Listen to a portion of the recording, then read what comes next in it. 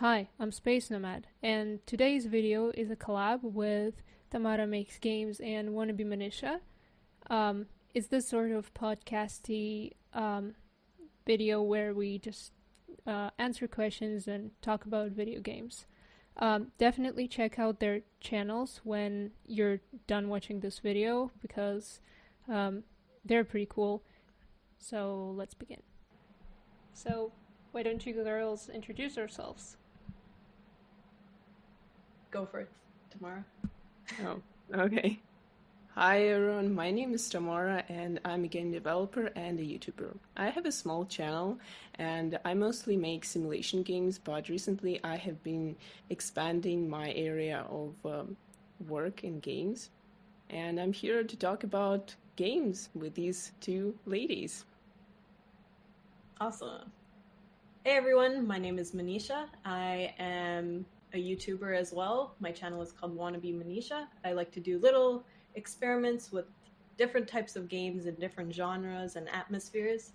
And I also am a software engineer in the real world. So, yep, that's about it. Thank you both. And we're going to be talking about game design mostly, and what kind of games we like, that sort of stuff, what kind of game design we like. And the first question is, what was your first favorite game, and did you think about becoming a game dev back then? Like when you were playing that game and when it became your favorite? One question, who goes first? You can go first since you introduced yourself, I guess. Okay, so a while ago I played a lot of simulation games on mobile, and that's partially the reason why I became a game developer. But recently I have played another simulation game, and I'll talk about it in a minute. So the reason why I wanted to become a game developer and why I play those games is because I like the management, like the simulation type of game, and I just couldn't find the perfect simulation game for myself, and that's why I started my dream project and, well, got into game dev. But recently I kind of redefined the dream game for myself because I played Spiritfarer, and you probably hear me a lot mentioning this game today because it is definitely not my favorite game. And it's also a simulation game, but the mechanics are basically the same, but the feeling is totally different. And that's what I'm going to be trying to achieve in my next games. Nice.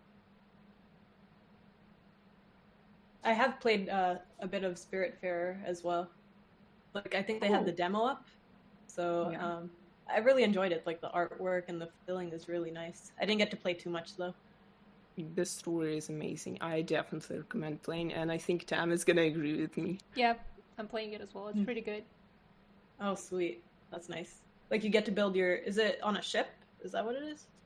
Mm-hmm. Yes. Yeah, that's cool. All right. So my first favorite game back in the day, I guess I did pick up games here and there when my cousins were playing it. My cousin or my uncle were playing it, but the actual game series that I got into was the Professor Layton series. I don't know if you guys have heard of that one. Maybe basically, no, I don't think so. No. It's a series of like maybe 5 or 6 games actually, but each one has its own story and like characters, and it's puzzle based actually. So you would go around the town and just meet other people and then solve puzzles for them. And they're very like they're brain teasers, but there's also a huge story going on here too. So that like when you play the game, you're just completing that entire story. And it's such a nice feeling. Like, they really nailed the OST and all that stuff. So definitely left me with some good memories. And I think just like creating that same type of feeling for other people is kind of why I wanted to become a game dev as well. It was just like such a immersive experience. So, like, did you think about becoming a game dev when you were playing Professor Layton? Is that right? Yeah, that's right. I didn't really consider becoming a game dev, but once actually the way I got into game dev was I was playing my Wii and then I decided to like soft mod it, and that's how I kind of got into tech. So then after that I started taking computer science, and then my computer science teacher is like, okay, let's make a game, and I'm like, oh yeah, this is amazing. Oh, So that was cool. my like dive into. I got lucky for sure that she introduced us. Modding So is everything so just cool. kind of Oh, sorry. yeah, everything clicked there. So yeah, I feel like everything just worked out nicely, which is always a good treat. I've heard a lot of people got into game dev because of modding, basically. Yes, and I'm so jealous Mhm. of them. No, why? Because modding is really cool. I always wanted to try it out, but I didn't get into game dev through modding. I started making my own games, and I feel like I'm a little too busy all the time right now for modding, and I don't have the chance to try it out now. But I wish I did when I had more time. Mhm. I feel like it's like a nice way to get into game dev because it's not too heavily technical, but then you're invested in like whatever the game was. If it's like a Minecraft mod, you're already invested in that game, right? And then having your own way to customize it almost, that's like a nice way to introduce game dev to people's lives. Yeah, actually, that's the advice I've heard people give, like teenagers who want to get into game dev to start just modding their favorite games. Mm-hmm. Yeah, I definitely agree with that too, because it's not overwhelming then, right? Because sometimes coding and artwork, like it's a lot. Game dev's a lot. Yeah, definitely. Well, yeah, as for me, my first Mhm. favorite game was Crash of the Titans. It's part of the Crash Bandicoot series. Ooh, nice. Yeah, I was like 5, I think. Maybe 4. Uh, Probably not 4. And the reason it was my favorite is it was the only game that was both good and my and what I was the target demographic for that I had, because other games that I've played before that were like game remakes of Disney movies like 101 Dalmatian and like Hi. I had Road to El Dorado as well. That's not Disney, but yeah. And I also had like a racing game, but it wasn't like one of those racing games for kids like Mario Kart or something. No, it was like a more complicated racing game, which it was a little bit hard for a 5-year-old. So yeah, it was really my only option, and I still think that game is pretty good. It's pretty fun. You get to beat up some monsters, and then you get to like pull a mask over them, and then you control the monsters, and you get to wreck everything, and that's pretty fun. Oh, nice. That's pretty cool. Yeah. And that game was called, is part of the Crash Bandicoot series? Yep, Crash of the Titans. Okay. I don't know if I've heard of that one. Yeah, it's everybody hates it apparently. But Because it was like, your introduction. yes, everybody hates it, but it's my favorite. Okay, so on to the next question. Tamara kind of answered this one. What is your favorite game now and why? But you can elaborate. Well, I've already talked about Spiritfarer, and I never considered myself like a person who would like a story-based game, but apparently I am that person. So one of the things that like impressed me the most in this game is the story and how well it goes with all the mechanics in this game. So that's my favorite thing about it. So my favorite game right now, oh man, it's so hard to choose, I feel. But especially during COVID, I tried to pick up more indie games, especially since I did get into the YouTube space and I was in the indie community. So I did finally play Celeste right when COVID started. And I don't know, I just the artwork and I'll talk about like feeling a lot when I'm talking about game dev. Sometimes mechanics don't even matter to me that much. It's just like this is how I felt when I played this game, and it left me with this experience. So Celeste, just the story and the art and the music, it was like everything was done really well. And at the same time, like I played this game with my sister because it was pretty challenging. So we switched off, and just like creating those kind of memories with other people, I love stuff like that. So I would consider Celeste my favorite game right now. Yeah, That's a it great does pick. change. Yeah. Yeah. Celeste looks great, and I definitely want to play it in the future. Mm-hmm. Were you saying something else? Other than that, I did really enjoy the Tomb Raider series. That's like one of my favorites as well, but it is from a bigger company. Well, now I feel stupid because my favorite game is a AAA game. Um, No, it's okay. We just have to be biased towards indie games. Yeah. But you're allowed to have a AAA favorite game. it's Nier Automata by Platinum Games. I played this game like 6 months ago, I think, and I just started being able to not talk about it all the time. Um, the reason it's my favorite is, and I actually like Japanese AAA a lot because this is something that generally happens in Japanese AAA. They use game design as a narrative tool to sort of show narrative points and strengthen the message. And I think that's great. And Nier Automata does it in a very, very good way. It's just everything comes together at the end, and it's thanks to the mechanics that they introduce throughout the game, and also the mechanic that they're showing that they have at the end. And also, when I first got into the game, first of all, before I started playing, I didn't expect it to be anything special. So I like had normal expectations, like average expectations that I usually have for AAA games. But then I started playing, and I was like, this mechanic is really weird. This game isn't going to work. But then it all worked, and it all came together and sort of changed how I look at game mechanics, and taught me that sometimes things that I think wouldn't work, and that I have to be more open-minded towards game mechanics, and there's other ways of doing things in terms of game mechanics than my favorite way. Oh, yeah. So, yeah, that's why I like Nier Automata. Cool.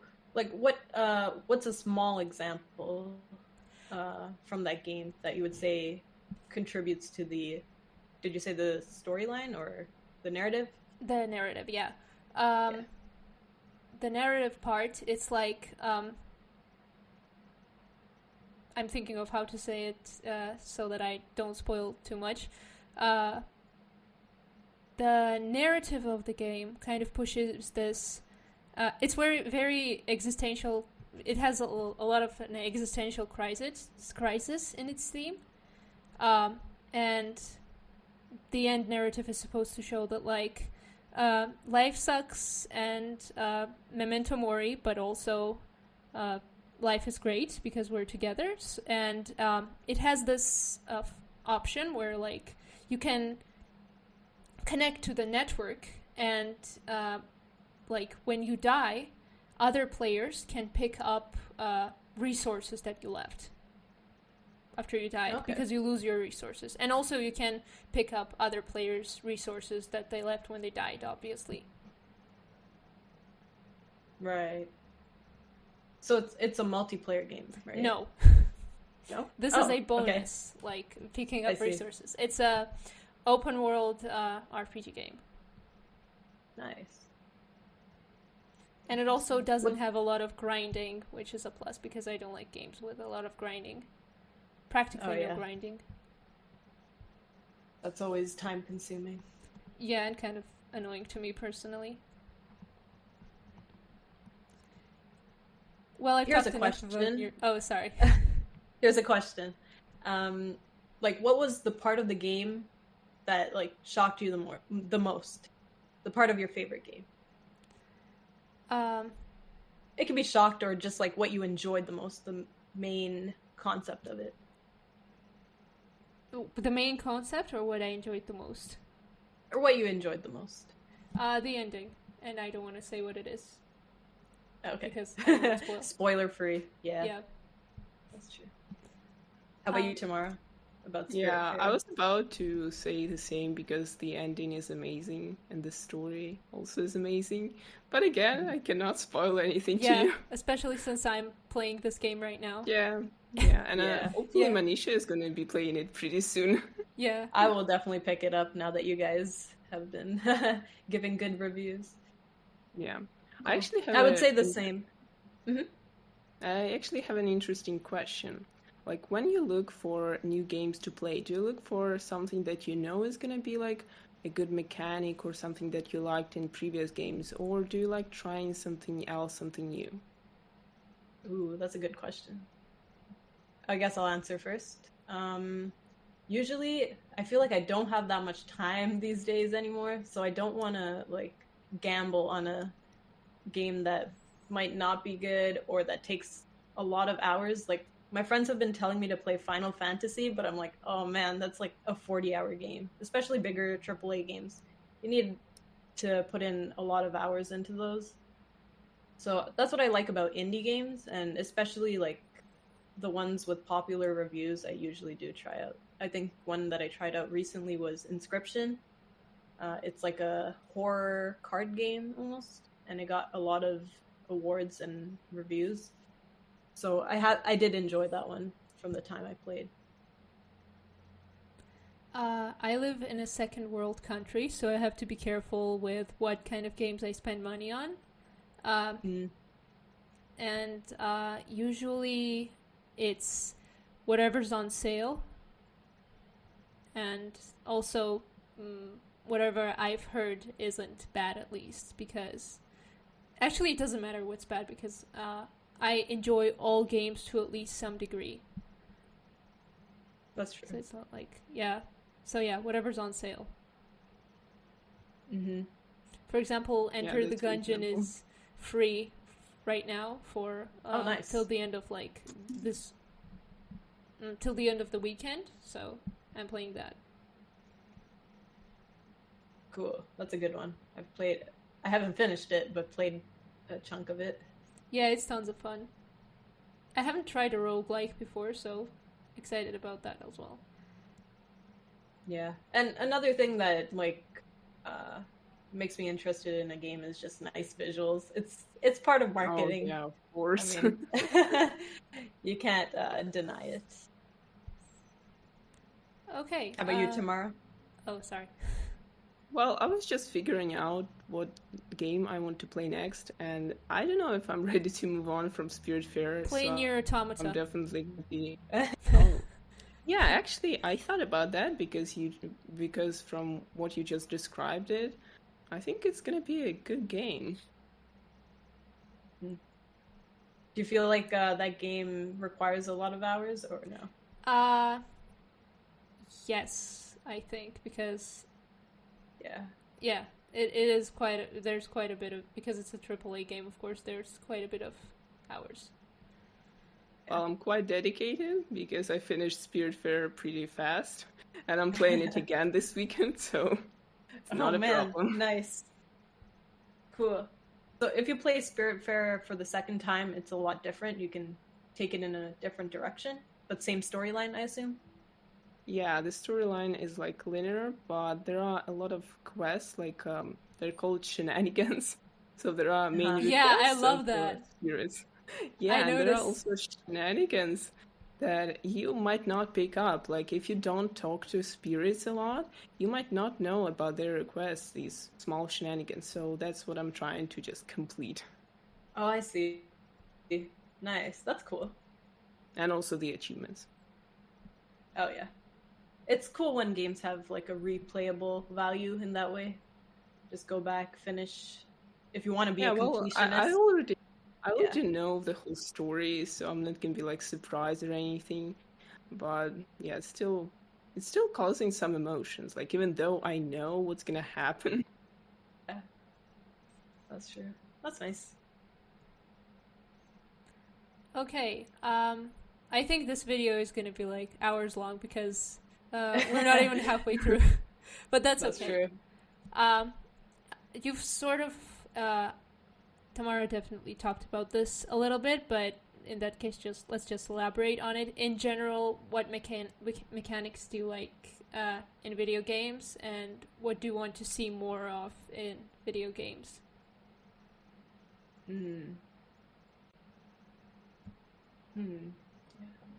That's a tough one for me, I feel. Because it depends, like, how they use it, what kind of world you're in. I feel like there's a lot of factors that go into that. Because, like, I do like Tomb Raider, which is, like, a shooting game. I did enjoy, like, the stealth portion of that, actually. Like, sneaking up and attacking people instead of just, like, going for the shooting method. But at the same time, I do enjoy, like, cute, story-based, wholesome games, you know? So I don't think I can choose a specific mechanic that I like. I actually got a few in mind.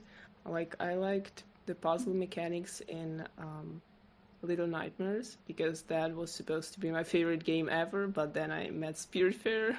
Oh man, Little Nightmares was really good too. Yeah, it's amazing, like all the puzzles. Yeah. Yeah, but I mostly play like management games. But the story is also important to me. I like games with good, like, I like mechanic focused games that have either, like, I really like innovation in terms of game design, innovative mechanics, and when mechanics are used to strengthen their narrative, that's also very nice. Again, Japanese games are my favorite out of the AAA because that's what they do. Especially Nintendo is very famous for having mechanics-based games. I played Breath of the Wild a little while ago, and I fell in love with it because there's a lot of open world RPGs, but none of them really feel this, I don't know how to say it, this interactive, I guess. So because like usually there's like certain tools are only used for certain things, or I don't know, you come up to like a creature that you killed and you tap loot button and then you loot it. But in Breath of the Wild, it's like it's less things set up for you to do in like a straight line, and more just a world with all kinds of interactive mechanics interacting with each other. For example, there's lightning arrows that get more effective when it rains, and then there's bomb arrows that don't light up at all and don't explode when it rains, and there's like if you feel like if you feel like you can't defeat some enemies, you can find a big stone that's on top of them and roll it onto their heads and stuff like that. Oh, so like cool. It gives you a lot of flexibility, right? Yes. To do different things in the way you want to do it. There's not just one way. Mm-hmm. Yeah, that's pretty good. And it's extremely open. It's like the main quest can be skipped and you can go straight to the final boss if you want to. You'll just have a harder time defeating him. And I really like that. You really get to make this your story. And the quest, it can also be done in no particular order. Well, a little bit of order, but it's like there's 4 mini bosses, so to say, before you get to the final boss, and you can do them in any order. And that's pretty great. And the game, this is really great, the game can be played without any waypoints. There are some waypoints, but you can just delete them all, like turn them off. And you can navigate the world solely through visual cues and by talking to NPCs, and that's how you figure out where you go. Oh wow. Yeah. Looks like they put a lot of effort into that. Yeah, it's pretty great. I love it. And, well, I also like indie games with original mechanics. Baba Is You comes to mind. Oh, yeah. It's really cool. Yeah, there's a lot of innovation in the indie space, and Oh yeah. yeah, I love it. Okay, so how does that, going into our games finally, how does that translate into your own games? The mechanics that you like? What kind of mechanics are you trying to achieve? And what kind of games what do you want your games to look like, so to say? Mm-hmm. To be like?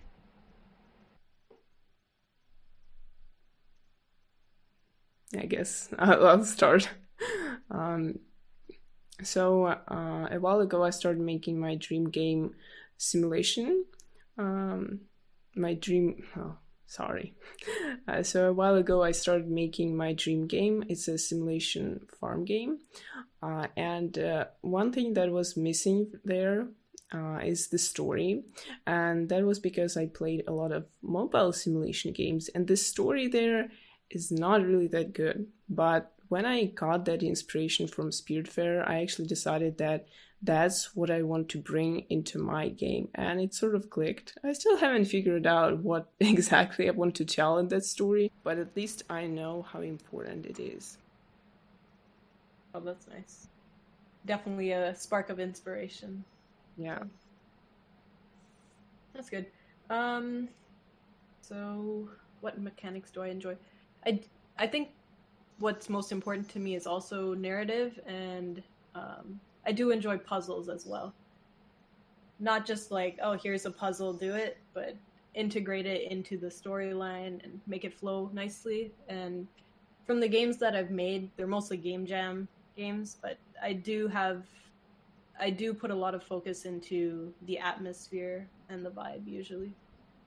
That's what even though I want it to have like nice gameplay and smooth, no bugs and stuff, but I do end up spending a lot of time with like the music and the vibe and the atmosphere. Yeah. So I try to do innovative game design. I don't always succeed, but I try. And also, yeah, no, also, I try to do, I do a lot of prototyping and playtesting, and I throw a lot of prototypes away, and yeah. That's actually really cool because when I look at all those games with the innovative game design, like you said, Baba Is You, I'm really amazed by them, but I also think that I would never be able to do something like that. Like, I know mechanics from other games and I can replicate them, but coming up with something totally different, it's like this mystery to me. But I'm sure it can be achieved with like studying and stuff like that. Learning, actually. So the way I achieve this is actually the sort of mindset I have about this is everybody gets ideas all the time. There's not a single person that doesn't get ideas, but and this is true for everyone. 90% of your ideas are garbage. They're not gonna work. 90% of the new ideas and the innovation you come up with is not gonna cut it. And you just gotta be able to, first of all, test all 100% of it, and then be able to filter them. So like filter out the 10% that's actually good. And I feel like that's all there is to coming up with innovative game design. Yeah, Do you let other people test your games? Because I think one of the main parts of coming up with these good ideas is actually, seeing if they work on other people, because you're a pro at your own game. Yeah, definitely. I've kind of started answering this, but I'm gonna pose this question. Oh no, that's another question. Sorry. How much of it did you achieve so far? So like, how close are you to making the sort of games that you want to be making? Okay, I'll begin by saying that I achieved none of it so far because I recently had a huge perspective change in terms of, what kind of games I want to make. But I can say that I started moving towards more like atmospheric games. And, well, I only set up a Unity project and, played with the lighting, so it feels sort of like more warm. Honestly, it's been a struggle, so not much to share.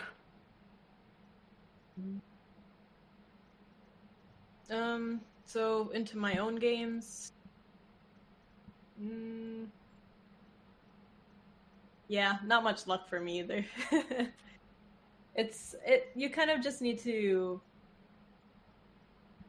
I don't know. When it comes to unique mechanics, I feel like I do come up with them every once in a while. So I do a lot of game jams, and then here and there, one of them will be kind of unique. Like recently, I made this. It was kind of like a platformer, and then you use your mouse as a little camera to freeze like obstacles and platforms. So I felt like that was kind of yeah. I feel like I saw you like your stream. I think is it the one that's like with a black the background red and black one. Red, yeah. Yeah, so I feel like that was one of my moments where I'm like, okay, this is kind of unique and could be like a main mechanic of a game. But most of the time, it's just like playing around with things. So there's like a luck aspect to that as well, I feel. Like sometimes you don't need to just study and read about things, but there's like inspiration or just like you came up with this idea. But so far, in terms of achieving like narrative and puzzle mechanics into my game, not too much luck. But I hope I'm gonna like start on a main project sometime soon and bring those in some way. Well, I also don't have that much luck.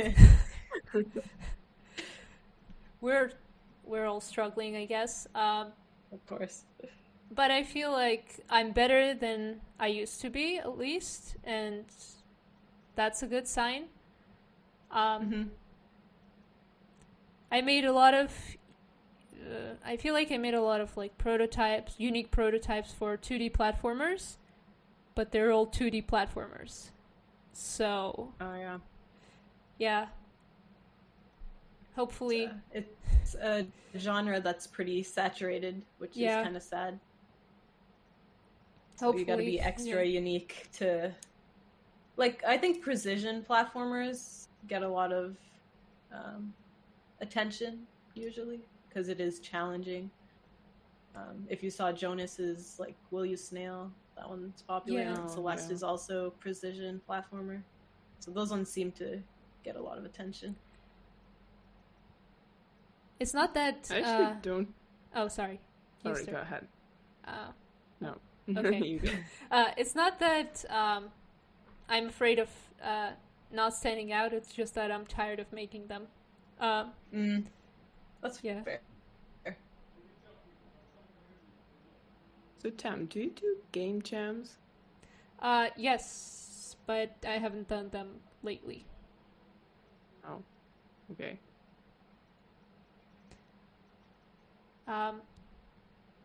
Okay, you were saying something else? Yeah, I cut you off. Yeah, I was just about to say that I don't really like the platformer mechanics because I noticed this in Spiritfarer again. When there are some challenging like mechanics that you will discover along the way, and I don't really like the precision that I need to just get on the platform or ride something to get from point A to point B, and I don't know, maybe I shouldn't be playing platformers anymore. That's funny because... Oh, sorry. You go first. Oh, I was just going to say a lot of people like have different opinions on precision platformers. Like, it can be frustrating, so that's definitely understandable.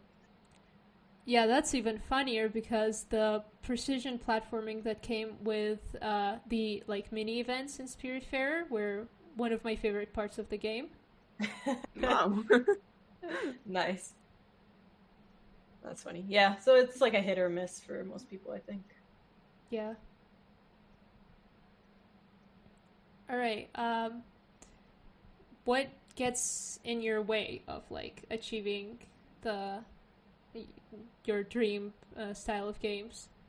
What struggles do you face inflicted by your own mind or by others? Nice. Good question. Yeah. Tamara, you want to go first? Okay. So I think the major problem for me is just the time to learn new tools, like including in Unity, and also the fact that I don't do my art. Like I can only find something on the internet and then try to put it together. So that's a little bit of a challenge, especially if you're working with 3D, which I recently started. And it's been a struggle because first I didn't really know much about it, and I'm also always running out of time on my projects. Yeah, I'm kind of struggling to create that atmospheric feeling in 3D, and that's why I started with Unity lighting. Yeah, I guess that's it. Mm-hmm. Yeah, for me, kind of similar. Time and motivation almost. And then I don't know if it's like a perfectionist mindset, but that always stops me. I feel like, oh, this isn't what I want to make, so why should I spend time on this? So just my own mind for the most part. I am trying to learn like art and music so that I can have some experience in it at least, even if I find a teammate in the future. That'll be fine, but I do want to like delve into all the different aspects of game dev. So that's my goal right now. Little bit of a tangent, but it's funny how you both like mentioned wanting to like get better on working on the atmosphere of your games, and like the art, the visuals. I just can't wait to be able to outsource this to someone else. Yeah, me too. And be able to like work solely on the like technical and like game design part of the games, of my games. But to answer the question, my own mind gets in my way most. I have even though a good game designer should be able to let go of mechanics that don't work easily. I latch on to them too much. I have a little bit of attention concentration problem as well, so it's very hard to learn more technical things. Yeah. So I mean, I guess it's a good sign that we don't have external factors stopping us, or like other people stopping you. So that's a good sign at least. Well, I do. Yeah. Oh, you do? Sometimes. Okay, it's not very bad, but there's a lot of an I don't know what to call it, attitude problem in the game dev community. It's not very friendly to women first of all, not as friendly as it is to boys. Any specific experiences that you want to talk about in that aspect? Because I feel like we should do that since it's like three of us here. Actually, my experiences were mostly the gaming community more so than the game dev community. The gaming community is worse, I'd say, in general. Oh yeah, for sure. Yeah. Just some like... I was playing League with my friends. Yeah, and my friends' acquaintances, so to say, and there were comments coming from the acquaintances that were like a little uncomfortable, but not uncomfortable enough that everybody would tell them, to stop, like, being an asshole in a low-key way, so that you don't, like, you're an asshole, but you don't get any social repercussions for it, so to say. I see. If that makes sense. More like subtle and indirect kind of context, I assume. Still, it's not appropriate for... Yeah. And I guess I'd like to say that... oh, sorry, Tam. No. You go first. So I'd like to say that it's not a factor that's gonna stop me from doing what I like, but I do want to talk about it. Honestly, one of the bad things that happened to me in this context is comments on Reddit, and Reddit can be a harsh community. So something you should know. I was posting in subreddits and I got comments like, "Oh, you're just upvoting her because she's a girl." I'm like, "No, because my content is good." And also pretty recently I got a comment on my video just about my appearance. But I think it was just a random user passing by, so I don't think it was something that serious. Yeah. That always sucks. I don't know why they take the time to make comments like that. It doesn't make sense. The one I've personally, I had one encounter, but it was much worse than the, sexism problem, is racism. I'm pretty vocal about the, situation with Ukraine, because Georgia, where I'm from, also has a very strained relationship with Russia, and I'm pretty vocal with my support, and also pretty vocal in my distaste for the whole conflict. So it was bound to happen, and I got, just a little while ago, I got a racist comment from a Russian person, essentially saying, every post-Soviet person should bow to us Russians. That was crazy. Yeah. Well, I get these pretty often, so I don't know if I'm gonna talk about them. I mean, it's given because I've put a video about the fact that I'm Ukrainian on my channel, on my main channel, and people, when they see I'm talking about trolls, when they see this video, they just itch to just write some bad comment or come up to my Discord and harass me. But I usually, I used to react, and I would go just into this bad state. I mean, I wouldn't show it, of course, but my community also knew that it's hurting me. But then, again, with the help of my community, I decided to just block those people right away. Don't even let them say anything. Those are bad people, and I just don't need to be wasting my time even, responding to them. Mm-hmm. Yeah, mine was also very definitely a troll. There's no way somebody can be that unhinged. It was just somebody trying to get a reaction, which is terrible. Yeah, that was a sour note. So let's lighten up the mood a little. I have a follow-up to that. Mm-hmm. So there aren't that many female game devs around, even in the indie community. Mm-hmm. What do you think is something that would help bring in more females? Actually, I think one of the reasons why game dev community is not that, versatile in that sense, is because usually games presented as something violent, something bad, that's something that I remember from my childhood. I always thought that games were super bad. They just waste your time. They are super violent and, all that stuff. Super gory, maybe. But then I discovered that there are games that are positive. They have meaning in them. And that's showing the fact that games can be different and everybody can find the game that they want to make.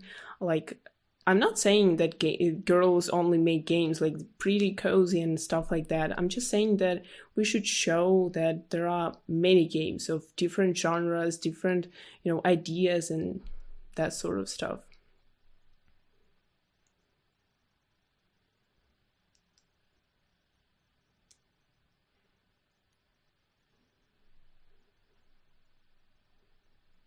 Pretty much. So even introducing them to games early on, that huge variety of games, would help bring in more people eventually. And yeah, it is stereotypical that games are violent or they're mostly shooters. That is what we see. Like when we look at those huge streamers or the best games, it's Fortnite, CS:GO, stuff like that. But then if you look at Stardew Valley, for example, you see a nicer mix of the players there, and they're usually excited to like customize and live out the storyline there. So I feel like definitely introducing earlier would be nice. Because were we all kind of late starters to game dev? I don't know. Around when did you get into game dev? Like age-wise? I was 15. 15? That's pretty young then. I think I was 17. Yeah, because it was right before college. Yeah, around the same for me as well, like 17 or 18. So that's pretty interesting because I do see, like, are you guys both studying computer science? I do. Was it? My subject is called informational technology. Yeah. It's more like I feel like computer science is more like university type thing, and informational technology is more college type stuff. I see. So, but yeah, it's similar, I guess. Mm-hmm.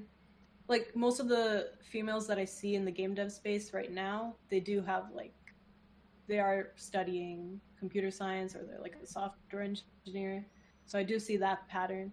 Whereas like a lot of even my Discord is like younger male, like teenagers, even like 13-year-olds, 14-year-olds. So they are definitely starting younger in that sense. See a lot of women designers like for games, as in art Visual designers. design, yeah. Visual. Yeah, Yeah. visual. Definitely. It's funny you mentioned the topic of like how to bring more women into this, because I'm actually working on some projects to get more girls interested in game dev here, like in Georgia. Not. Mm-hmm. I wish I could do it more worldwide, but I have more of a I have more of means of doing it here, so to say, for now. Oh yeah, for sure. That's a good start for sure. Yeah, and the approach my approach is similar to Tamara's approach. I'm brainstorming some ideas right now, and it's pretty very much a work in progress. But yeah, that's what I was thinking. Like, make it more widely known that games aren't all violence and guns. Nice. Not that girls can't like violence and guns. I like violent games myself. But yeah, I used to play CS:GO, so yeah, yeah, yeah, same. CS:GO, Overwatch. They're fun, but like we gotta show there's more out there. Nier Automata is pretty violent. That's what it looked like from what I saw as well.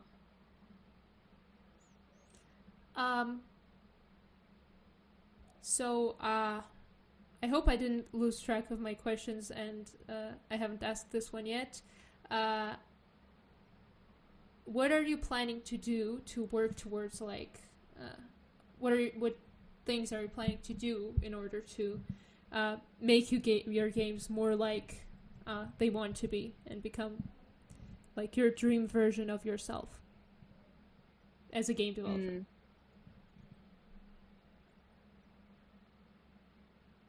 Do you want to go tomorrow? I think you can go first. Okay, sure. So for me, I think like I said before, my goal was to kind of dive into the different aspects of game dev so that I can understand it more and that I can, I don't know, give my input even in the other sections. Like, even if I do find teammates, I'll let them do their own thing, but I want to kind of have an impact on that as well, just so everything ties in together nicely. So that's kind of my goal right now, learning a lot about music making. Other than that, I do want to really buckle down on a short prototype, a game that plays really well. Mm-hmm. I think that's my goal for now. Like something with minimal bugs that plays nicely, and I can get other people to play test it, and they are like enjoying that little small snippet. That's my goal right now.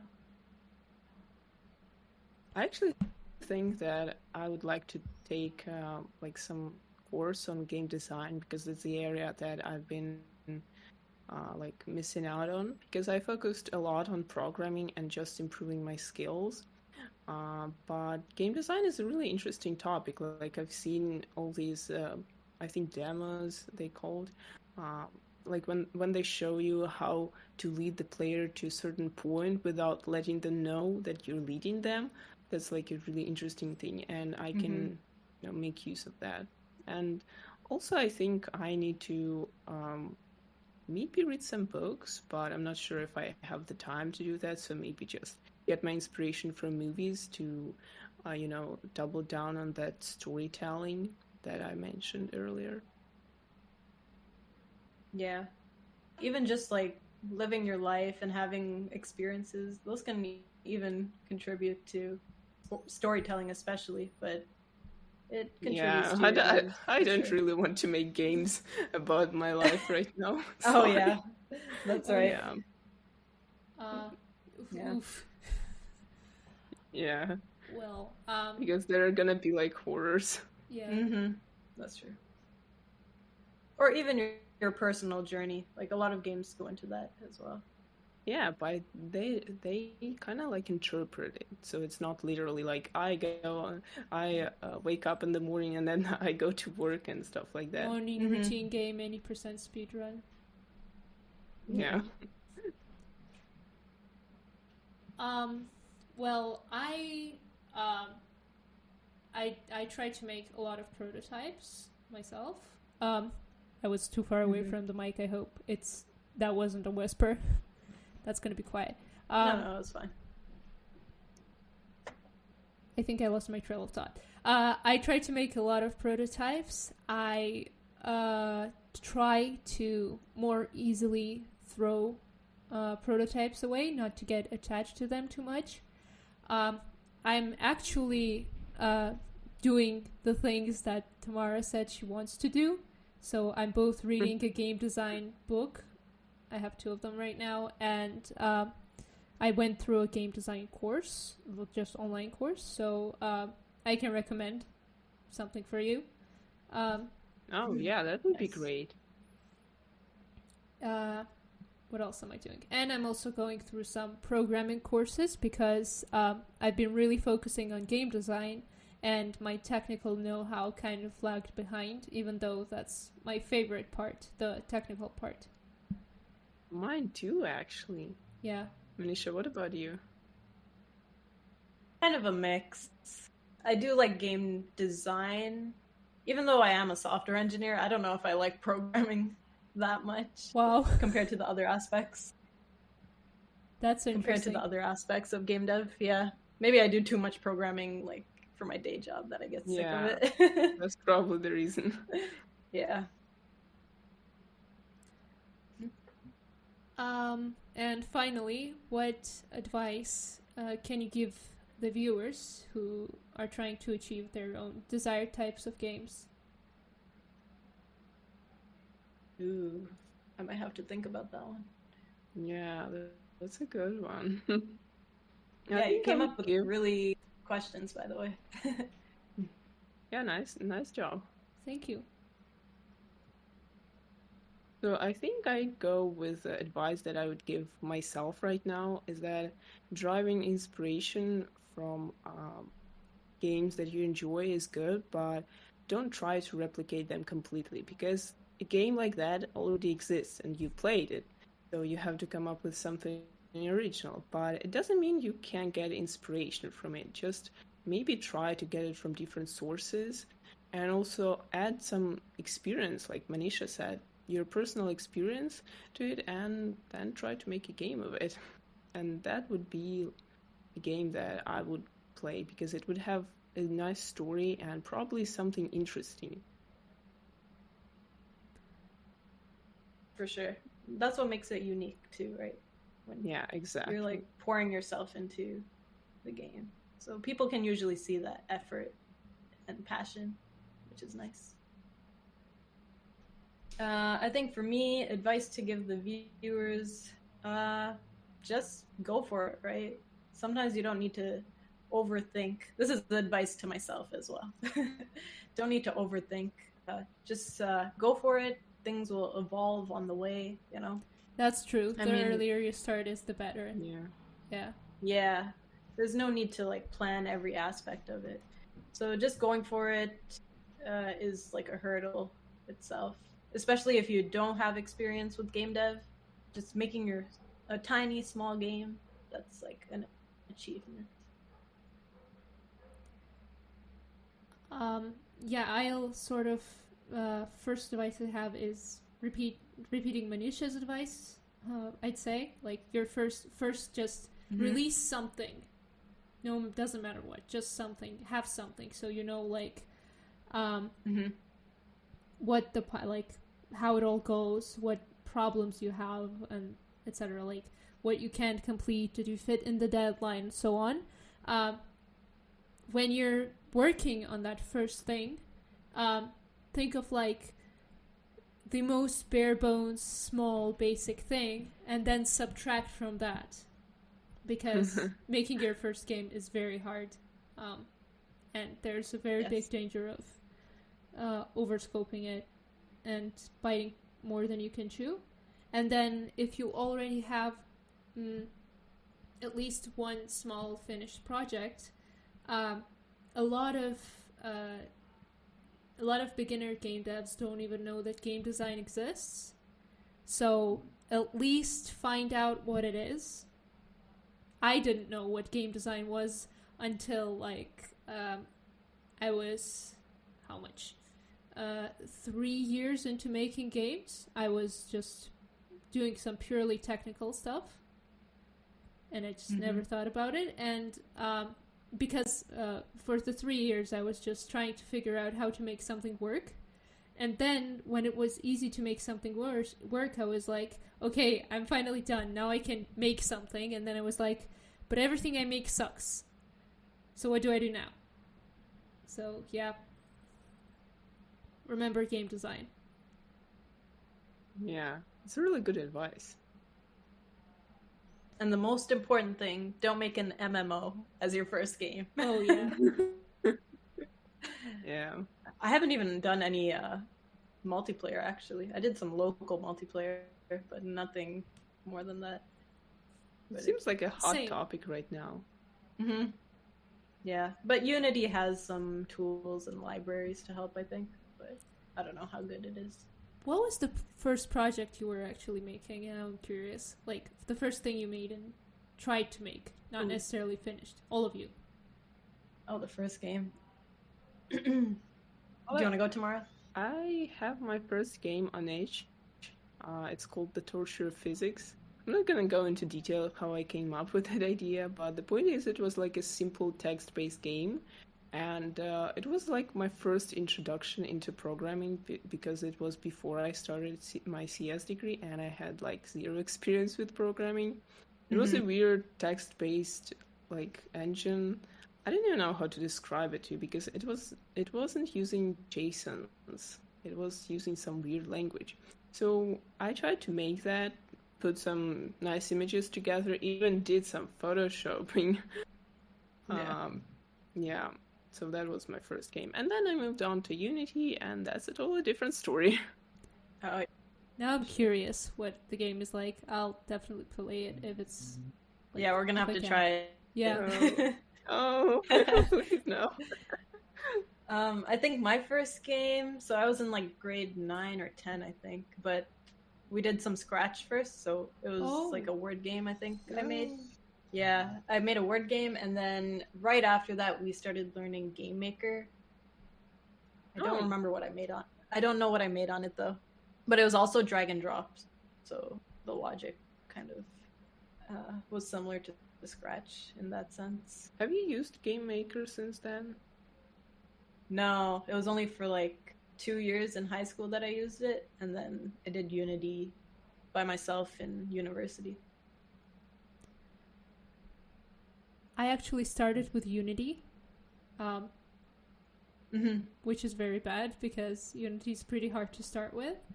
At least I had some experience with JavaScript, but not in game development.